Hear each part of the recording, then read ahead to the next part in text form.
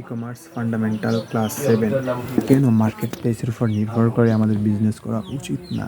যেমন দারাজে কিনে আমাদের বিজনেস করা উচিত না। এই জন্য উচিত না কারণ দারাজে কম্পিটিশন হিউজ, যেটা বলার বাইরে। দারাজে একটা প্রবলেম কি ধরেন, একটা প্রোডাক্ট 12,000 মানুষ সেল করতেছে, একটা ব্লেন্ডার। এখানে সাইড বাই সাইড দেখাচ্ছে যে সেম প্রোডাক্ট কেউ 600 টাকা বিক্রি করতেছে, কেউ আবার হয়তো 1600 টাকা বিক্রি করতেছে।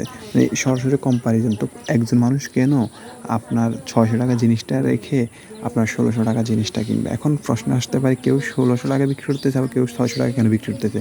হয়তো বা 600 টাকা যে বিক্রি করতেছে সে হচ্ছে ইম্পোর্টার, তার জন্য এটা বিক্রি করা মানে ওরকম লসের কিছু, যেহেতু সে অল্প টাকা ইম্পোর্ট করে আনতেছে। আর যেহেতু যে রিটেল আছে, তো 600 টাকা কিনে তার তো লাভ করতে হবে, তাই না? এবার এক্ষেত্রে অনেকে কী করে, র্যাঙ্কিং পাওয়ার জন্য একটু প্রাইস মানে সামান্য 100-200 টাকা লস রেখে সেল করে কয়েকটা রিভিউ এবং সেল পাওয়ার জন্য। তো আমার সব কিছু মিলাই দারাজে বিজনেস করা উচিত না।